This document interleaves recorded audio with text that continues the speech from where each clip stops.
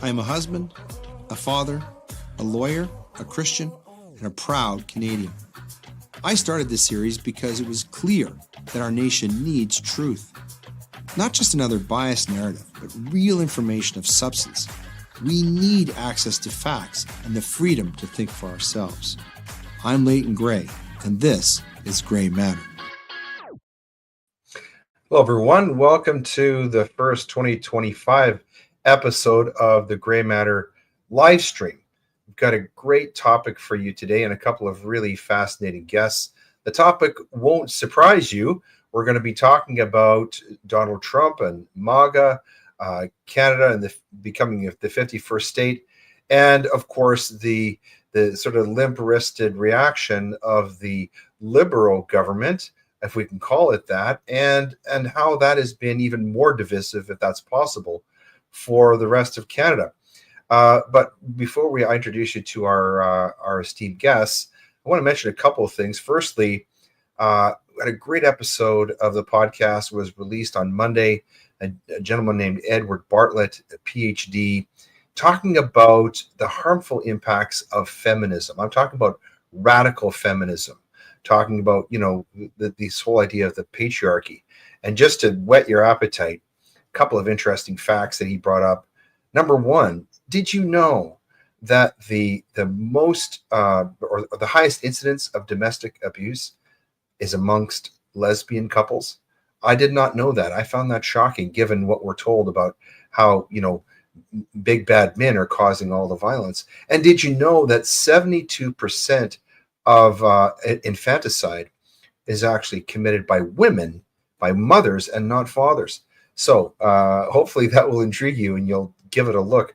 I also want to remind you that tomorrow we have another episode of the podcast coming out. This is my commentary.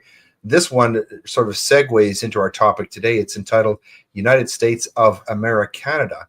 It talks about this concept of manifest destiny that we're going to be talking a little bit about today.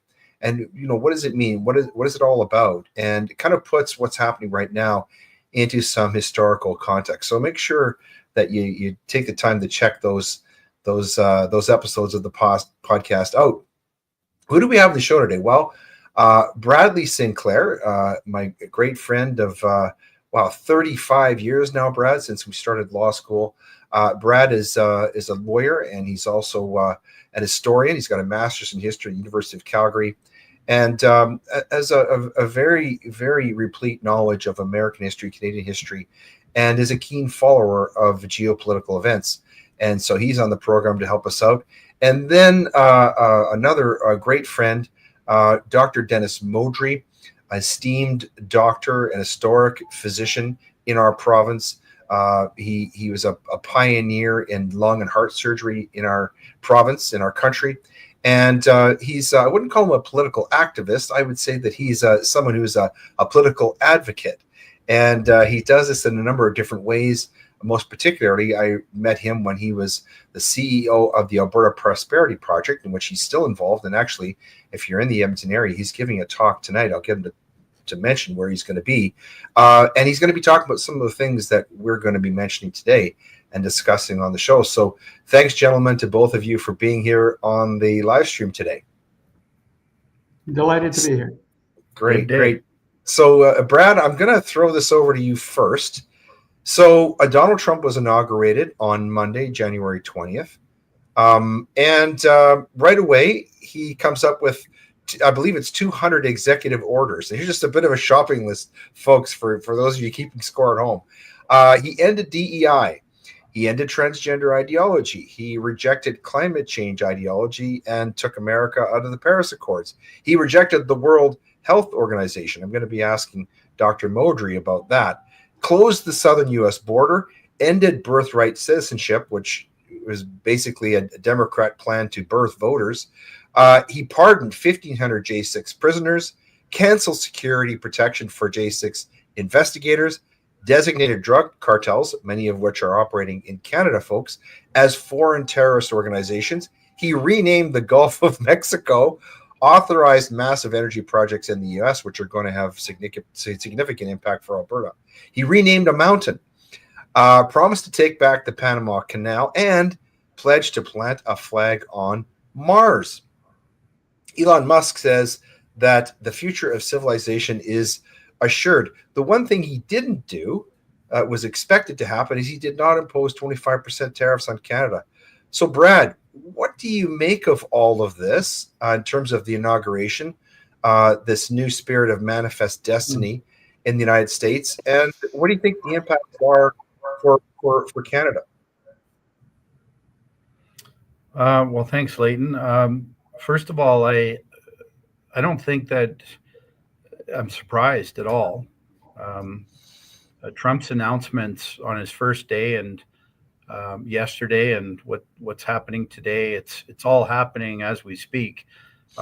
It's exactly what he promised he would do. So I don't think there's any surprises. He has done what he said he would do, and of course, his political enemies are upset. But yeah, there's no surprises, and also no surprises with his positions with Canada. Again, he's doing exactly what he said he was going to do. As you know, they gave a small reprieve on the 25% tariffs, which they're threatening to implement as of February 1st. But yeah, no surprises. Everything's done by the playbook that he said he was going to do when he won the election. Were you surprised by what's happened with the Liberal government? They've created something called Team Canada, which includes the likes of Rachel Notley, and they don't seem to have any interest in doing what Trump asked them to do, which was secure the border.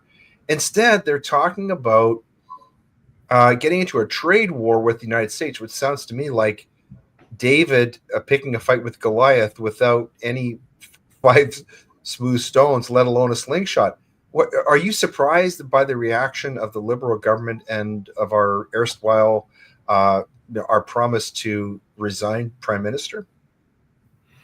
Well, I'm not surprised at the government. I mean, Trudeau's on his way out, so he's worse than a lame duck. I mean, he's hanging on with no legitimacy. What I am surprised is the ease with which he was able to recruit other premiers to back this, what I think is a ludicrous response. I mean, again, as we all know, Danielle Smith was the only premier who would not go on board with this. She's been in Washington for the last week, I think, lobbying on behalf of Alberta. But the only surprise I have is the ease with which the Liberals recruited the other premiers, including Doug Ford. So, Dennis, I want to get your take on this. I have been critical of the premier and her stance on net zero, this net zero 2050 situation. I think I may have been proven wrong in hindsight, in that she seems to have backed the federal government off of their target of 2035. They've glommed on to her target, which was 2050, and they seem to have done that just to save face.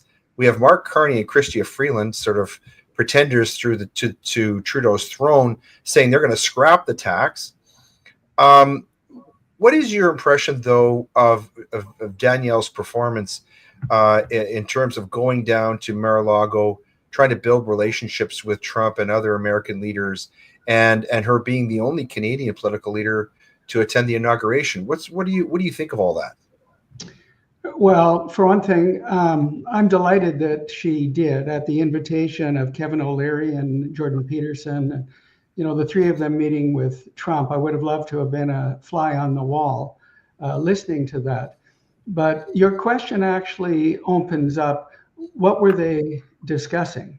And in relation to, Trump's stated goals of national security and energy security, you start to understand why he's made the proclamations, if you will, not legal yet, but the desire to take control of Greenland and Panama Canal, and the notion of Canada 51.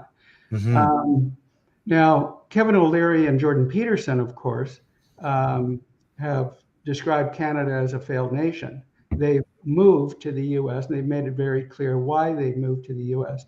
So in that conversation, you can only speculate, what may have transpired. But, Trump is a negotiator. So if he says, we're going to look at Canada 51, does he really want all of Canada? Or does he want Alberta and Saskatchewan and the Northwest Territories so he has a pathway to Alaska? One thing that he really does want, which kind of supports that thinking, is he wants continental security. He's concerned about the Arctic. Canada can't protect the Arctic, but the U.S. can. They've got Alaska, but it would be very much more helpful if they had that pathway right up to Alaska. And you'll remember in his first term, he talked about building a rail line from central Alberta to Alaska. Trudeau, of course, dismissed that. So if you think about Danielle, and she's down there, and if the nature of the discussion, and she must understand right now what he's after with respect to national security, continental security, and energy security. Well, Alberta and Saskatchewan in particular, and the Northwest Territories, align specifically with what Trump actually would want. Right. And so I think what we're going to see coming up is a push from Canada, such as export tariffs. Okay, now she ostensibly has a plan to deal with that through the Constitution Act 125 and 92A. We could talk about that later. But that's the push, what the federal government does to Alberta. The pull is what offers have been made already to Danielle with respect to dealing more closely with the United States outside of the control of the rest of Canada. And I think that's fascinating to think about. And, when she talks about export tariffs being a threat to national unity, what does she actually mean? She can only be referencing Alberta's sovereignty or Alberta getting out of Canada as the threat to national, or as the outcome of the threat to national unity.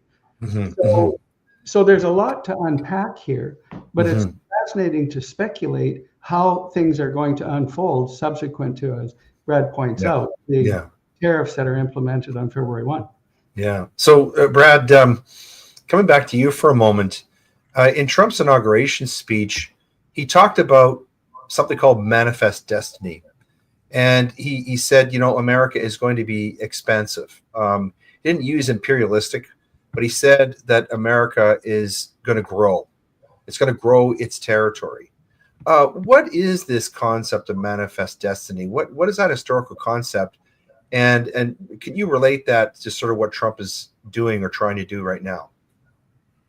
Well, I think most people know that the United States historically, started out as the original 13 colonies of England. But when they became independent, after the War of Independence, the country grew in size dramatically.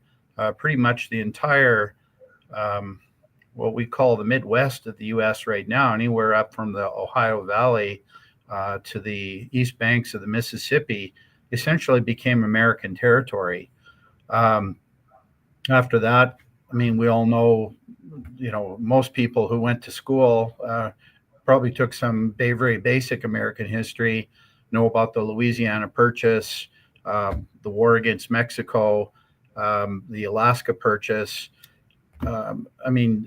Essentially, though, it comes from the concept, though, that the United States and this word manifest destiny just really they considered themselves to have a God-given right to essentially manage the Western Hemisphere. And, that included basically acquiring territory from east to west, which they did. Now, of course, England saw what was happening. And at the end of the American Civil War, the Canadian territories, the Canadian provinces saw the writing on the wall. And if they wanted to avoid that, we created Canada. And John A. Macdonald built the railroad to British Columbia to unite the country. And, that effectively put an end to the concept of the United States taking over North America, because England and the United States were allies at that time. Mexico is, let's face it, Mexico is not the United States. It's a distinct culture as much as Quebec, let's say. So the United States, their concept of manifest destiny kind of ended with, I would say, a hemispheric hegemony, and that expanded into the Pacific Ocean, with the Philippines and Guam, and against the war against Japan, and here we are today. Yeah. Now, Trump seems very, very sincere about taking back or taking Greenland, or acquiring Greenland from Denmark. And the people of Greenland seem to be very interested in that. He also seems very, very clear that he said in his inauguration speech, he's going to take back the Panama Canal, which the Americans built. They also erected over 130 bases there to protect it. And many, many Americans died there through influenza and malaria and things like that. But then essentially it was sold to Hong Kong in 1996, and now it went back to China. So ironically, Americans built this. And Trump seems sincere about that. Do you think he's really sincere about trying to make Canada the 51st state, or do you think that is more sort of, let's say, the art of the deal? Well, who knows? But what's really clear is that I believe that the United States, Trump is not making this up on his own. He's got advisors. And, I think it's not too many serious people are going to question the fact that Canada is a potential security threat to the United States these days. We don't spend near enough money on our military. I believe the United States has military bases in Greenland already. Yes. And of course we have NORAD and we have a lot of military cooperation, but Canada has inadequate spending. And, Trump's been on this even when he was president the first time about countries reaching a minimum gross domestic product spending on their military. And Canada has reneged on that. So this is the result of this. Panama, I think, again, it's a strategic interest of the United States to control the Panama Canal. I don't think they're going to move in and, occupy it militarily, but I think they'll essentially make an offer that the Chinese can't refuse. Say, look, you're going to sell it to us. Yeah. The only question is what price? And that's what they're doing with TikTok. I think it's mostly strategic military considerations, more than this idea of acquiring Canada as territory. But in any case, it has sparked sort of a national unity crisis, or at least perhaps the avatar of one, the appearance of one. Now, Dennis, you've been very, very involved in something we call the Alberta Prosperity Project, and have been talking about Alberta independence, the concept of it, really for decades. This national unity crisis, with sort of Daniel Trump standing alone against all the other premiers. I saw one meme which depicted Danielle Smith as being the CCP and all the other premiers and Trudeau wearing a Team Canada jersey. But this has sort of, whether by hook or by crook, has stoked the fires of the Alberta independence movement, hasn't it? Well, I think it has, because I think many people like myself feel quite strongly regarding Alberta sovereignty. And so to a large extent, for much of my life, I've thought about Alberta sovereignty either within or without Canada. And really, I think it's worthwhile providing a definition of what sovereignty means in this context. It means fundamentally Alberta controlling its wealth and affairs. That's what it means. Unhindered by the federal government. And so I think there is a real unique opportunity right now. And I've shared that with the Premier. And her single response was, "I know." Haha. So she knows that there is an opportunity here now for her to perhaps achieve her manifest destiny as a real Margaret Thatcher type leader. And we're at the case that, and as you know, Leighton, because we've worked hard on the whole idea of using at one point the Clarity Act as the legal pathway for Alberta to leave Canada or to achieve sovereignty within or without Canada. But if Trump were to say, and the premier, look,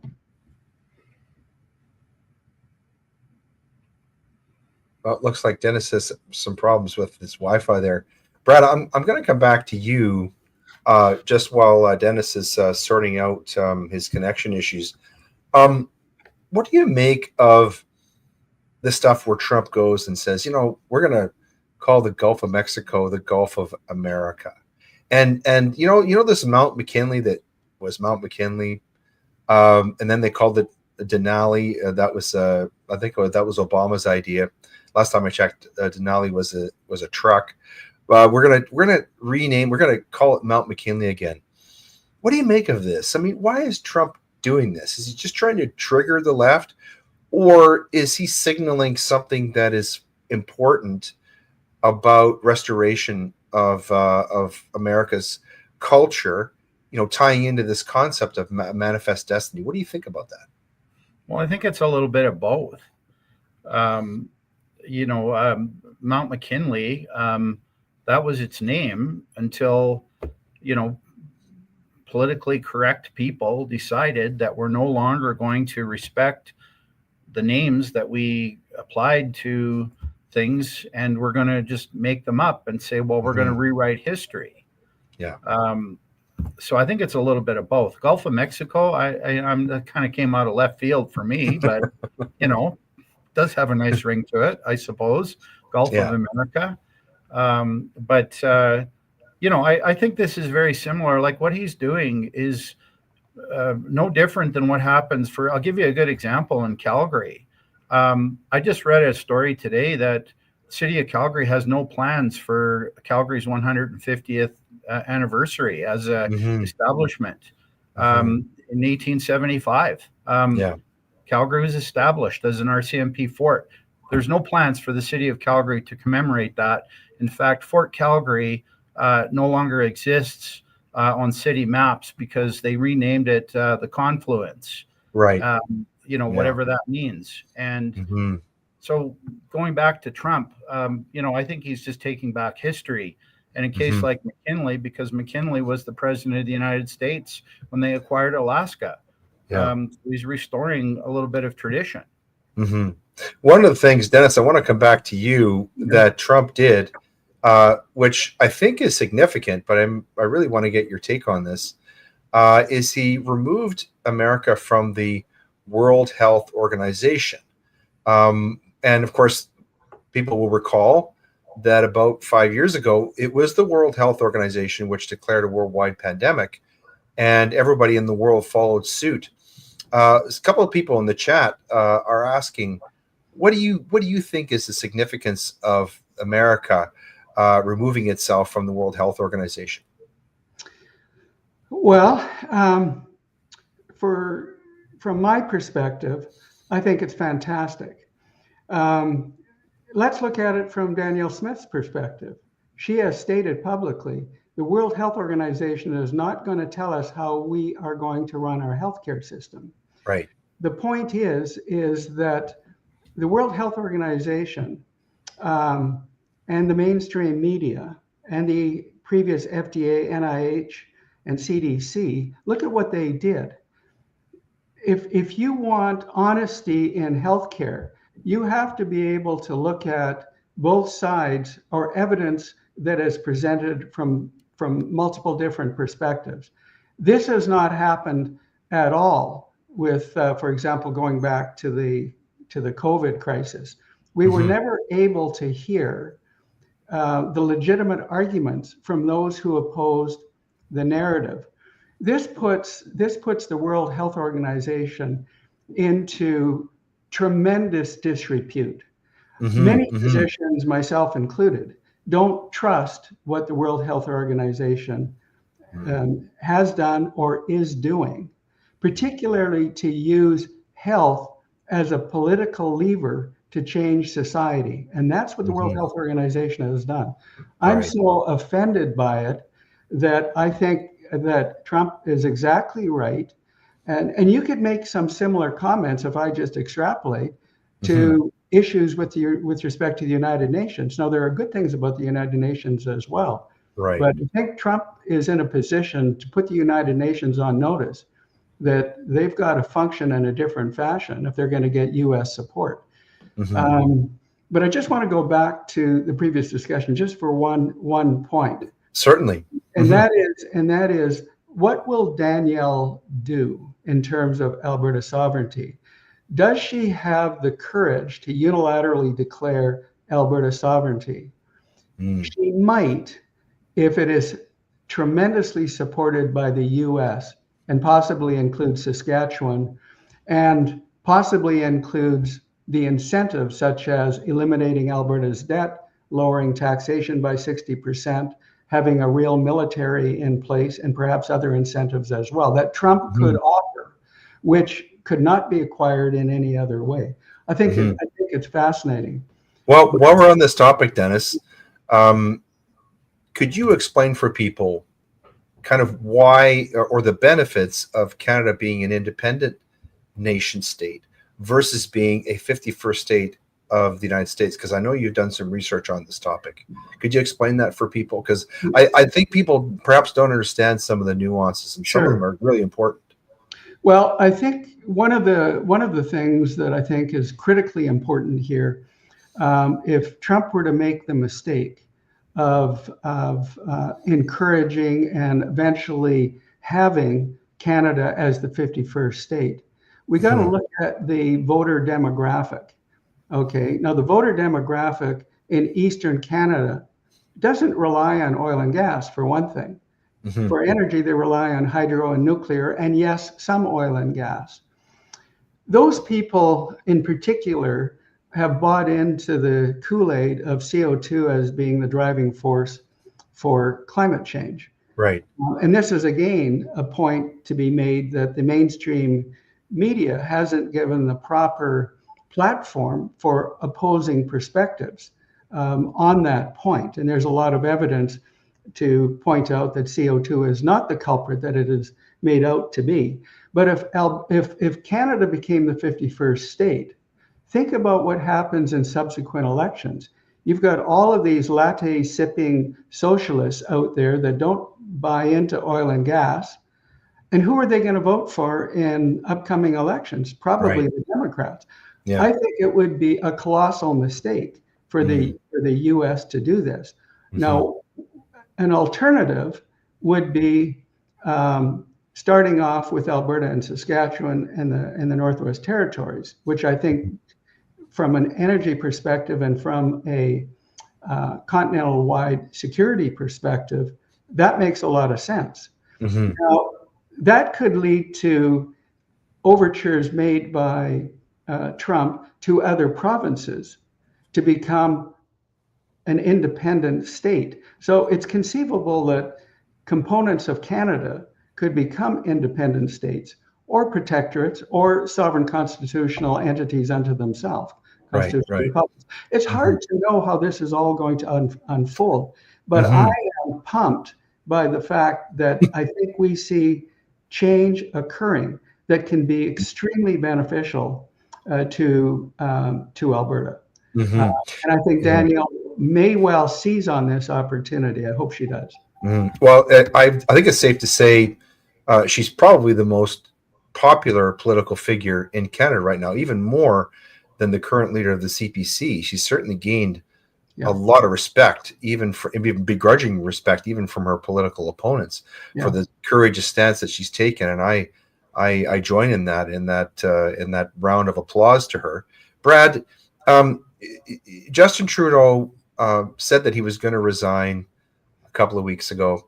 He promised that. there was a sort of a cry of relief or freedom amongst most Canadians. Right now, he's about as popular as the smell in a gas station toilet.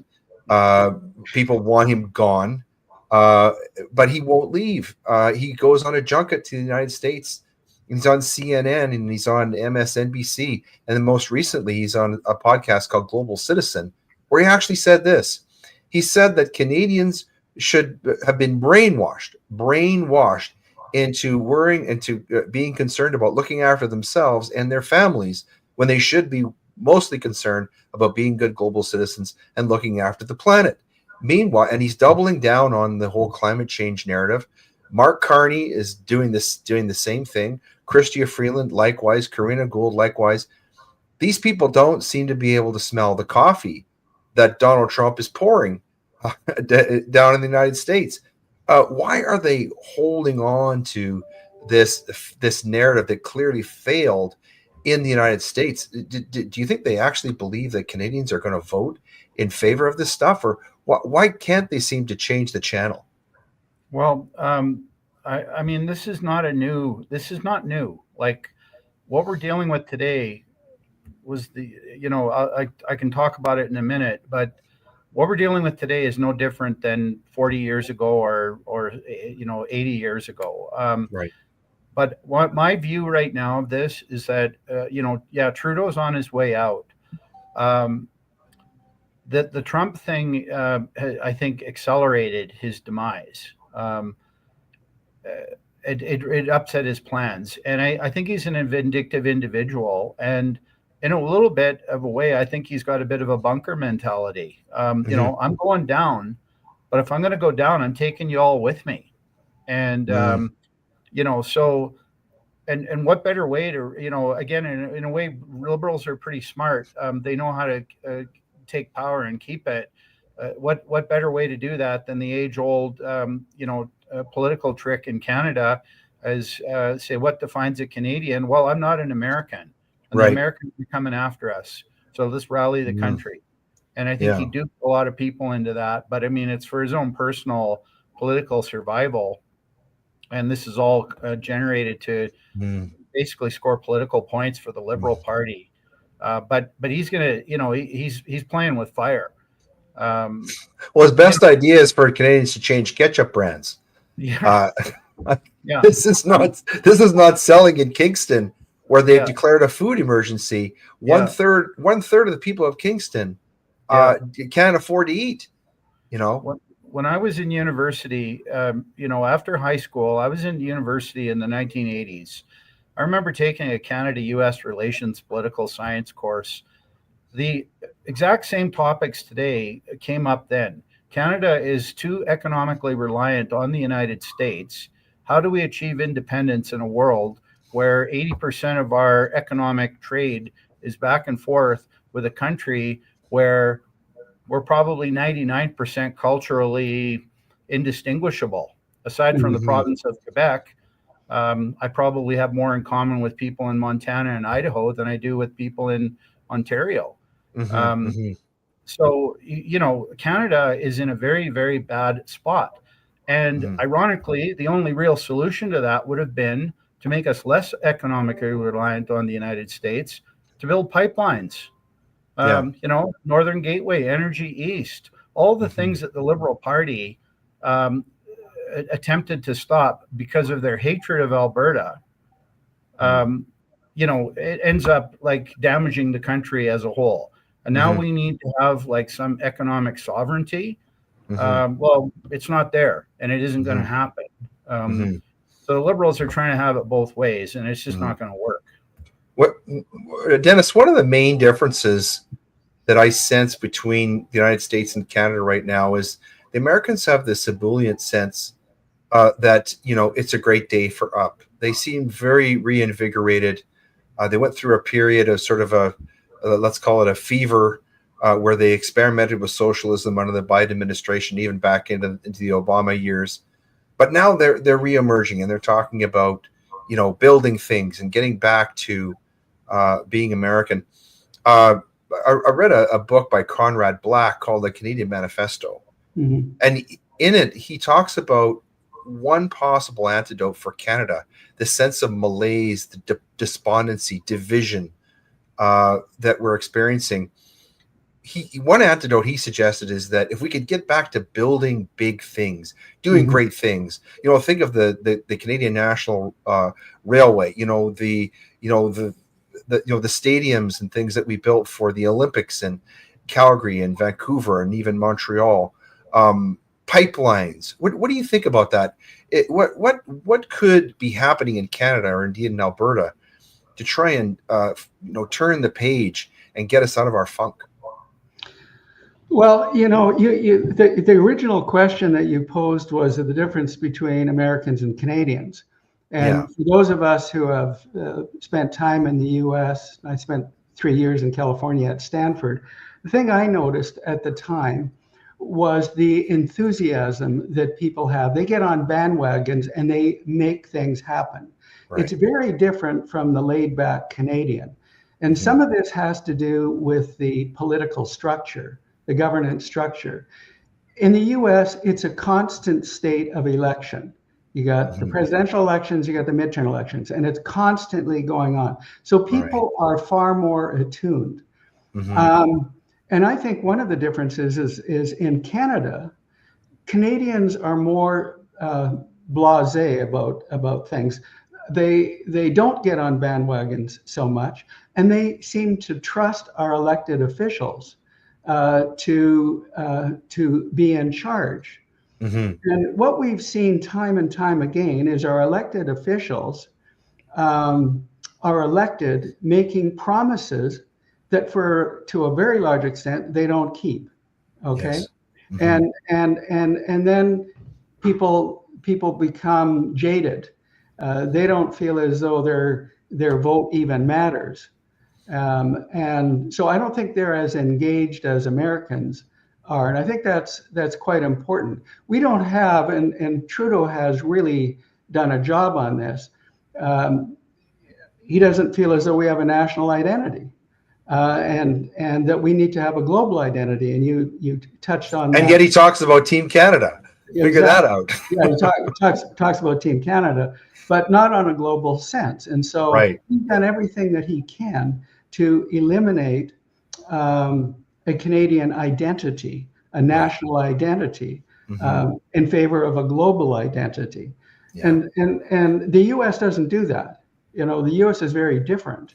And the whole concept of America first.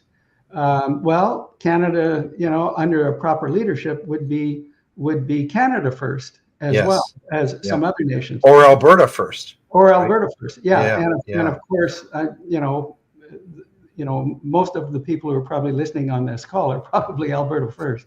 Anyhow, but I think Alberta has this unique opportunity, and I'm hoping that Danielle will make the best of this opportunity, because we don't feel here in Alberta that many of us are not Canada first, we're Alberta first. And I think, I was just going to say, and I think other provinces sort of feel the way.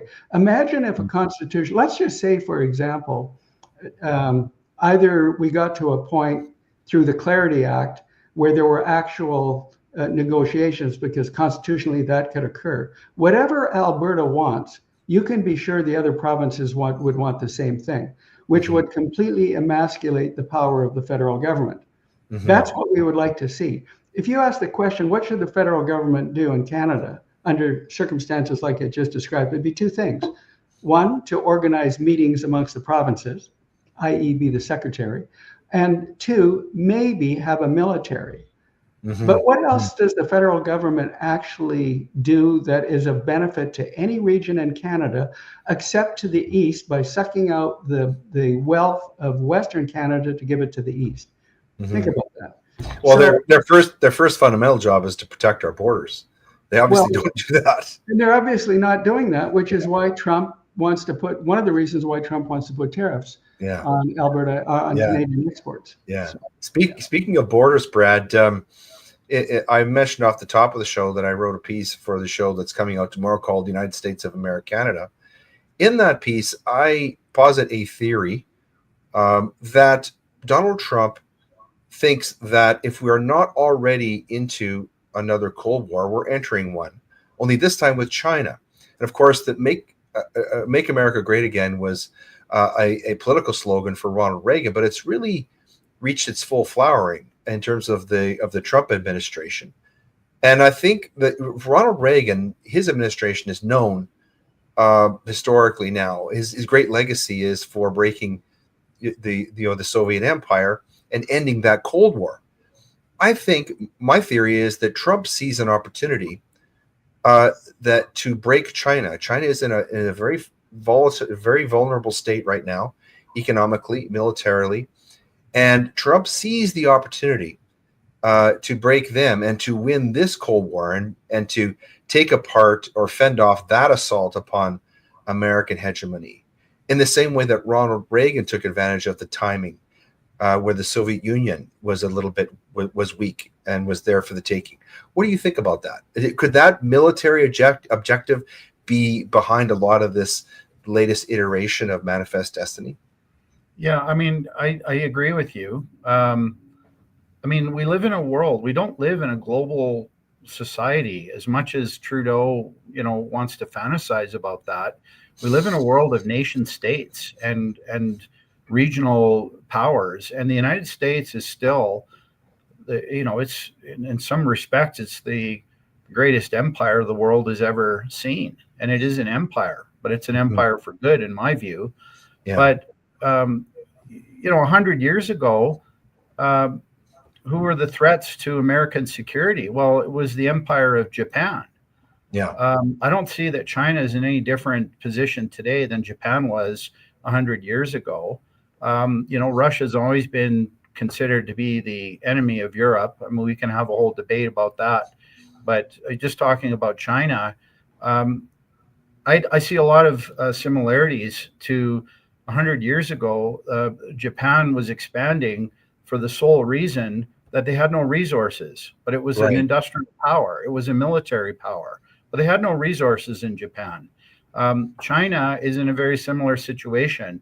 Yeah, they have some resources, but you cut off their oil supply at the Strait of Malacca at Singapore, and China's going to run out of oil in about 2 months, and they're going to, lights are out.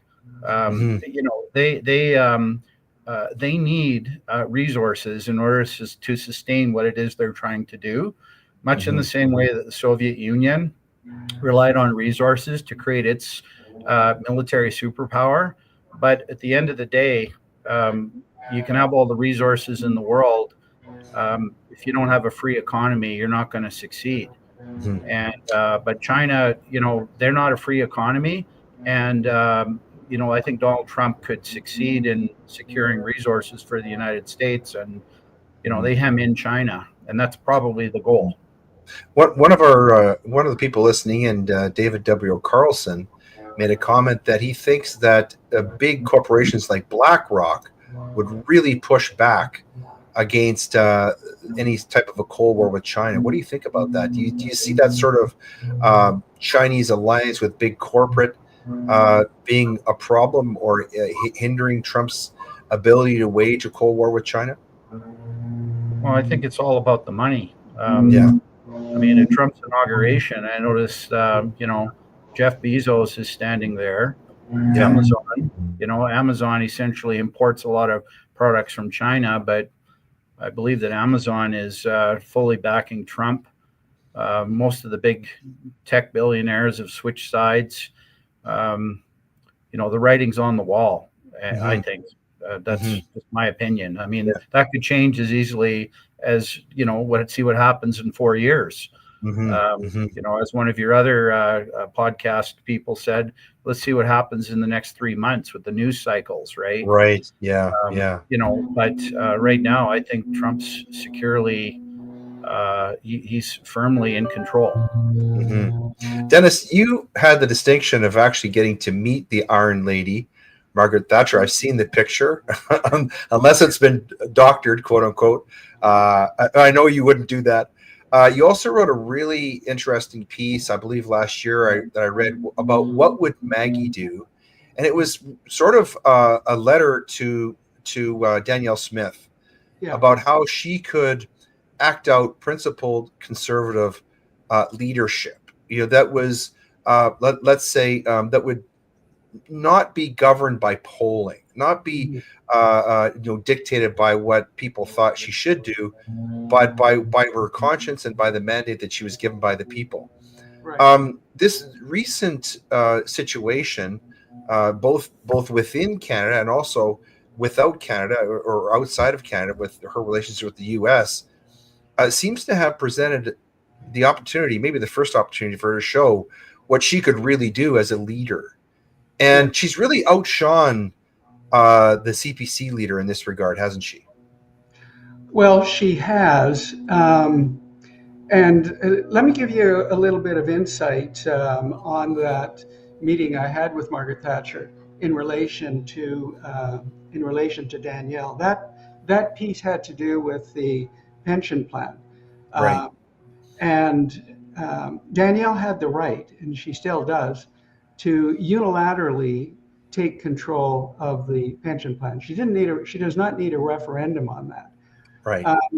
And this is the essence of the way Margaret Thatcher operates.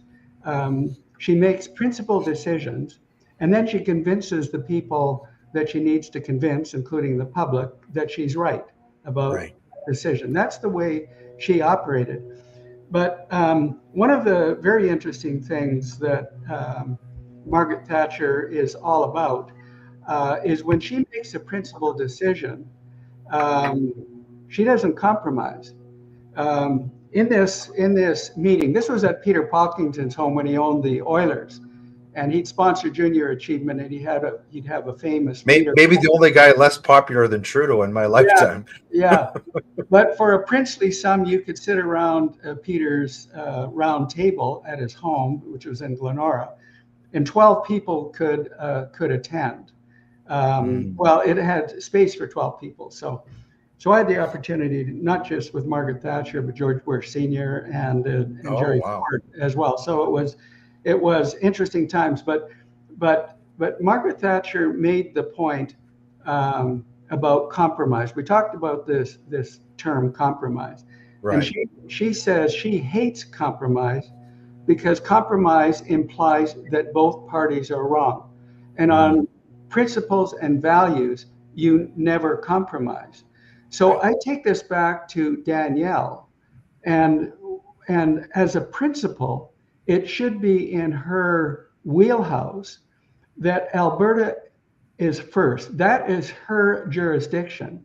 That is the region she needs to protect and do whatever it takes to do that, and not compromise with the rest of Canada about what it is that is necessary to achieve Alberta sovereignty, within or without.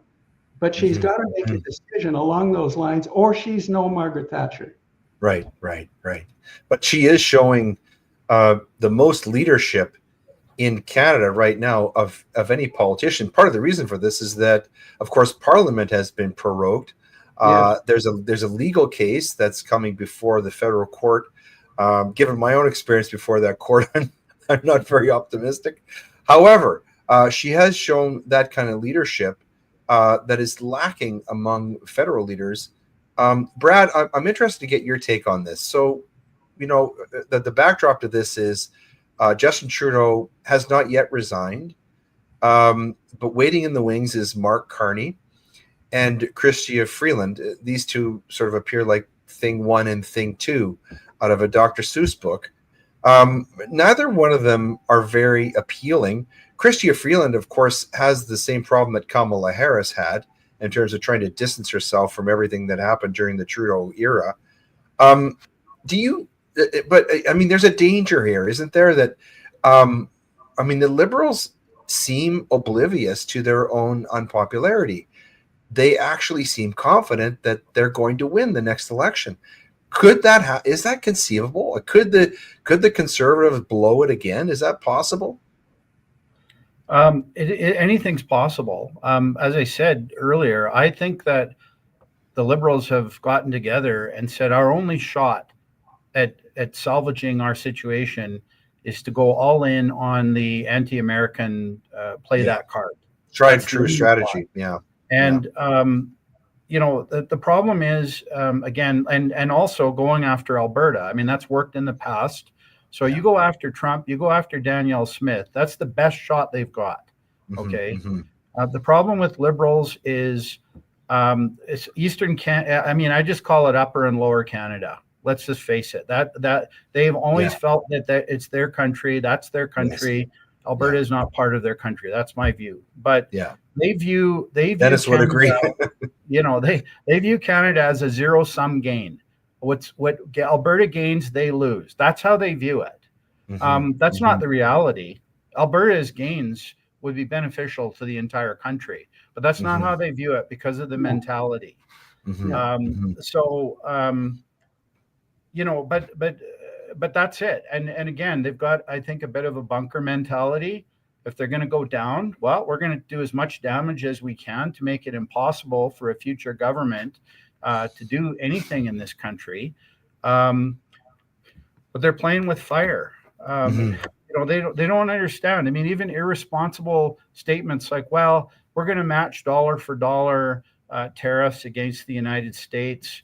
Well, they don't really understand when you're dealing with an economy that's 10 times or more your size, that they can't afford to do that. And what are they going to do? Compensate businesses with what money? You know, you can't just print money because then the Canadian dollar tanks. And Mr. Ford says you can. That's his answer, right? Well, you know, we'll find out when the Canadian dollar, you know, right now it's around, it costs you about $1.50 right now for a US dollar. Well, let's see what happens when it's 2 to 1 or more. This is a scary thing that they might declare an economic emergency, you know. But it's simply unsustainable. And speaking of Margaret Thatcher, I'm always fond of the quote, you know, the problem with socialism is eventually you run out of other people's money. That's a good one. You know, that's a chestnut for sure. This is it, you know. Leighton, can I just add to comment? Yeah, please do. Because I like exactly what he said, and the issue of take Mark Carney or Chrysler Freeland, the Eastern voters are still going to buy into the green agenda. And just as Brad said, Alberta will be vilified. Trump will be vilified. Alberta supports Trump. And so this is going to be the way this election is going to be fought, I believe, the next election. There is just no guarantee that Mr. Poilievre is going to win. Okay? So there is no guarantee. And I'm hoping that the premier, our premier, works that into the calculus of what she does. And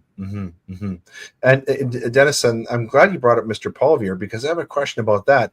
In the context of Alberta sovereignty, which you've mentioned and explained, he has no interest in fostering that, does he? In fact, he has an interest. What Mr. Poilievre really wants is he wants to have the power that Mr. Trudeau has right now. He wants to be the head of a contiguous country. He doesn't want Alberta out of Confederation for reasons obvious.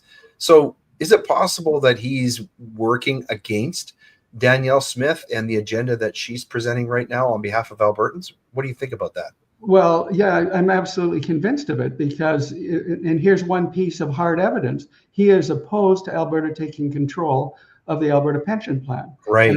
And I think that's influencing Danielle as well to slow walk, you know, whatever the outcome is going to be on that particular point.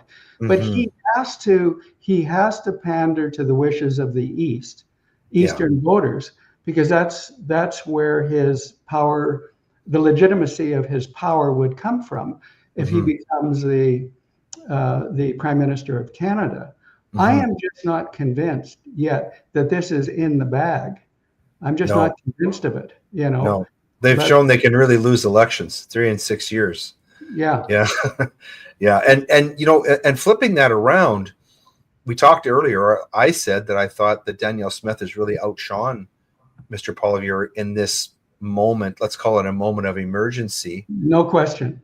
And has that hurt his chances of winning the national election? Because his his brand of leadership, or at least what he's shown so far, looks weak compared to what Danielle Smith has shown. Has Danielle Smith maybe, I'm not saying she did that intentionally, but is that the effect of it in the minds of Canadian voters? What do you think about that? I think you're right. I think that's a simple solution. But isn't it interesting to think that all three of those leaders, Carney, Freeland, and Polibov, derive from Alberta? Yes.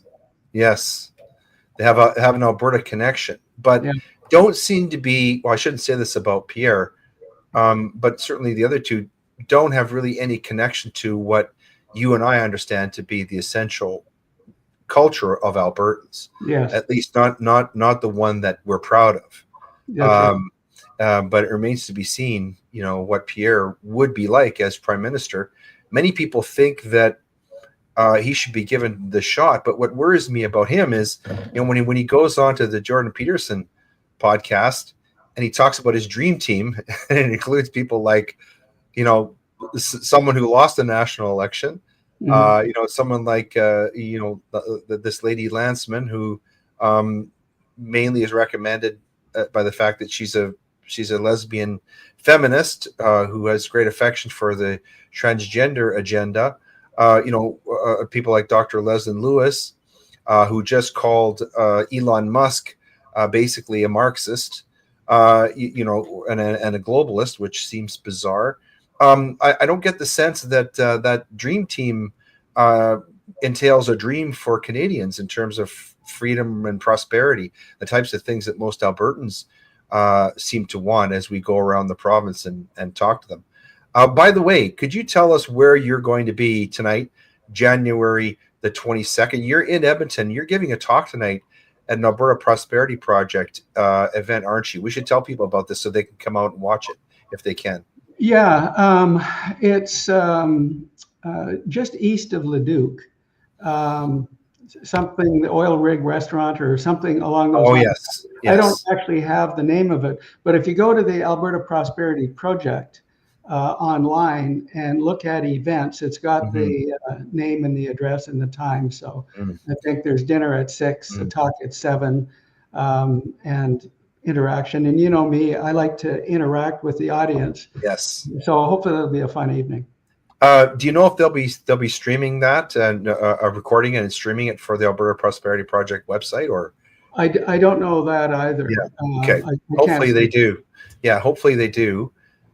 So Brad, I'm going to go to you now. We're coming to the turn of the hour for maybe a final word on this topic. What would you want to say to people who've been listening into this conversation by way of a closing comment? Well, I mean, I can say that honestly, it's overwhelming what's happening. I think a lot of people don't know what to do or what to think. Things change as we go. Talking about Pierre Poilievre, well, today he's taken a lot of heat because essentially he publicly declared that there are only 2 genders in Canada. Well, the left is having a fit today because Pierre Poilievre had the audacity to say there's only a male and a female. So, good for him for speaking the truth. But we just don't know where this is going to go. And I think, we just have to see what Trump's going to do. I mean, he is dictating the path of where this is going. And so he will make his next move based on, how Canada responds, or how Trudeau and his so-called Team Canada responds. But, his so-called Team Canada is really a collection of political has-beens, with no authority to speak for the country, let alone Alberta. So I'm not optimistic at the moment, but I am optimistic that at the end of the day, Alberta sits on a resource that, provides our province with untold wealth for future generations. So however this plays out, Alberta is still going to be okay, I think. I fear that Mr. Trudeau's Team Canada is going to do about as well as our beleaguered World Juniors did recently. I want to thank one of our viewers for posting that Dennis will be appearing at the Rig Hand Distillery in Leduc, which sounds like a really great microbrewery, from 6 to 9 p.m. And that's tonight. This is being recorded on the 22nd of January. So I can tell you from appearing many times with Dennis, incredibly engaging speaker. You really should get out to hear him, and he'll engage with you privately as well. Very accessible, just a brilliant guy. Dennis, I'm going to go to you for sort of the final word here. What do you want to leave people with who've been listening into this conversation? Well, I think I'd like people to understand that I think we are at the dawn of a new era of freedom and prosperity, which has been the tagline for the Alberta Prosperity Project, freedom and prosperity. But I see it closer now than it's ever been before. And I just thank God that Trump has been elected and he's got people around him that understand this. And we want to be part of that. We don't want to be excluded from it. People like Trudeau and his minions want to be excluded from what Trump is doing. And as far as I am concerned, they can be, but not be in power. Go live in Venezuela if you want. If you like the kind of thing that you've been advocating as a globalist.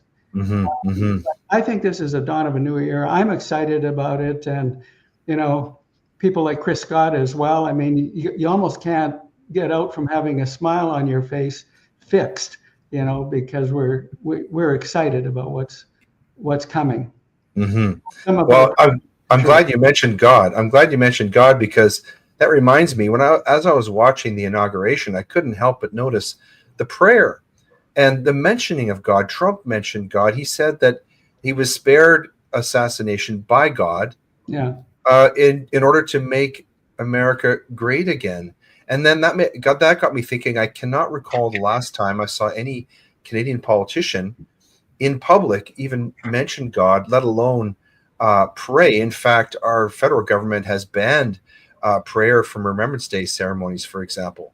And so if I could give my sort of last word to someone like Pierre Poilievre, invoke God.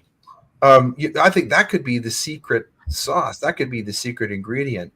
And at the risk of arming people who call me the Bible thumping lawyer, I'm going to close this off with a prayer of thanks to these two gentlemen for being here, and to all of you for listening in.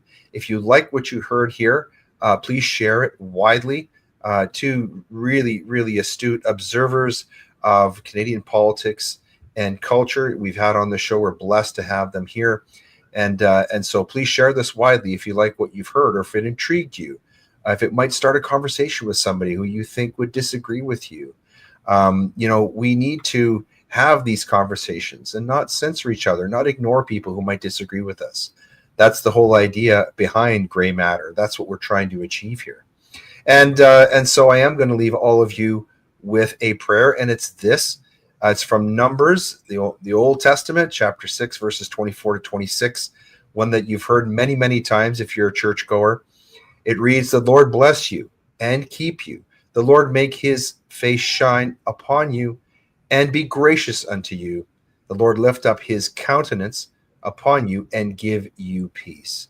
Thank you so much, gentlemen, and for all of you for being part of this first of 2025 iteration of the Gray Matter live stream. Thank you very much. Thank you. Thank you.